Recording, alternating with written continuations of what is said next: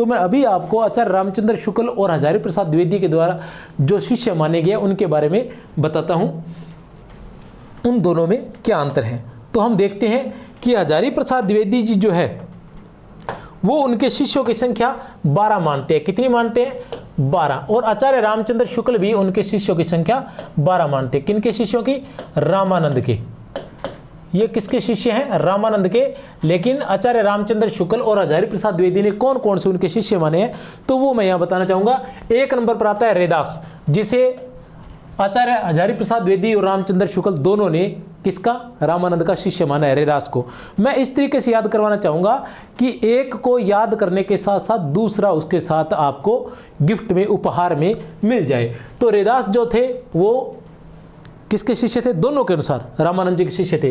Kabir, 2 number पर Kabir, 3 number पर Dhanna, 4 number पर सेन, 5 पर पीपा, 6 पर भवानंद, 7 पर सुखानंद, 8 पर सुरसरानंद। तो 8 तक जो शिष्य परंपरा है वो 12 के 12 शिष्य समान ही है। ठीक है, 8 तक रैदास, कबीर, धन्ना, सेन, पीपा, भावानंद, सुखानंद, सुरसरानंद। यहां तक पहले आप याद कर लीजिए। आप यहां तक याद कर लेंगे तो आपको दूसरा याद करने की जरूरत नहीं, कि दूसरे का भी आपको ध्यान में रहेगा कि दूसरे के भी यही 8 हैं। कौन कौन से? रैदास, कबीर, धन्ना, सेन, पीपा, भावानंद, सुखानंद, सुरसरानंद। इसके अलावा जब शुक्ल की बात आती है तो इसमें 2 महिलाएं आप और याद कर सकते हैं कि पद्मावती और सुरसरी।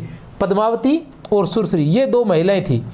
जो हजारी प्रसाद द्विवेदी ने शिष्य बताए उनमें कोई महिला नहीं थी, लेकिन आचार्य रामचंद्र शुक्ल ने जो रामानंद के 12 शिष्य बताए हैं उनमें 2 महिलाओं को स्थान मिला है, पद्मावती और सुरसरी। उसके अलावा 2 व्यक्ति और है, अनंतानंद और नरहरियानंद।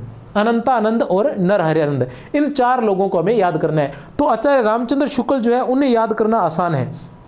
8 तो दोनों एक समान है। उसके अलावा पद्मावती और सुरसरी 2 महिलाएं होगी, अलग से निकल गई।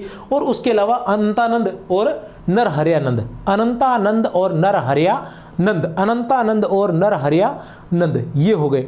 अब आता है जो हजारी प्रसाद द्विवेदी है, इन्होंने कौन से माने हैं? श्री आनंद, परमानंद, आशानंद और महानंद। इनके भी आसान है, श्री आनंद, परमानंद, श्री आनंद, परमानंद, आशानंद और महानंद।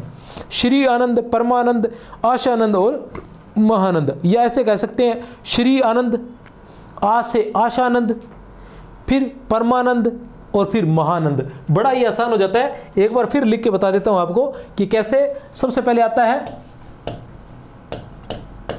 श्री आनंद, फिर आता है आ से आशानंद, फिर आता है परमानंद और फिर आता है महानंद। ये 4 अलग थे। तो इस तरीके से आप देख सकते हैं कि रामानंद के 12 शिष्य जो थे वो कौन कौन से थे।